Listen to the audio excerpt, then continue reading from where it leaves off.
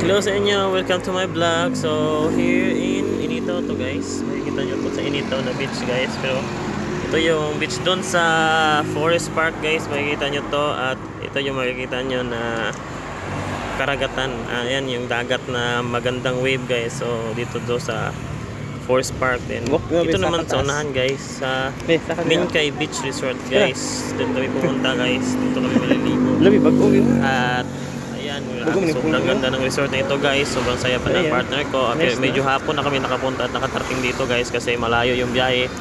From CDO pa kasi kami guys.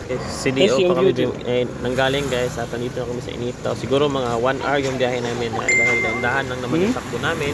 At 125cc lang naman yung gamit namin yung motor. Ayan. So, yan yung aming CC na ginagamit lagi araw-araw guys. Kasi yan yung service namin.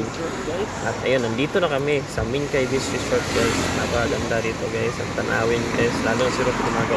White Beach Resort to guys. Here in Minkay.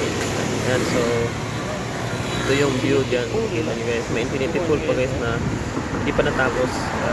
Ayan. Ito yung view. So ito ay 4 PM na guys. Ito yung Medyo nakikita ang dagat guys. Morning infinity pool. Maganda malakas yung alon ngayon guys. Siguro may bagyong pakay. Okay lang yan guys. Importante makaligo. Yan lang naman yung pakay namin makaligo. At ayan. So ito ay Minkay White Beach Resort. So dito yung daanan pababa guys. Ayan.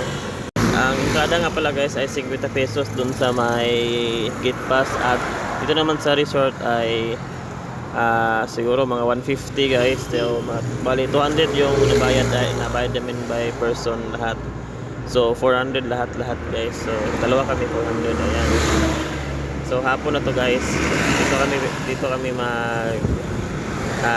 magka-camping. Kakamping, tatambay guys diyan sa may dito lang. Thank you for watching.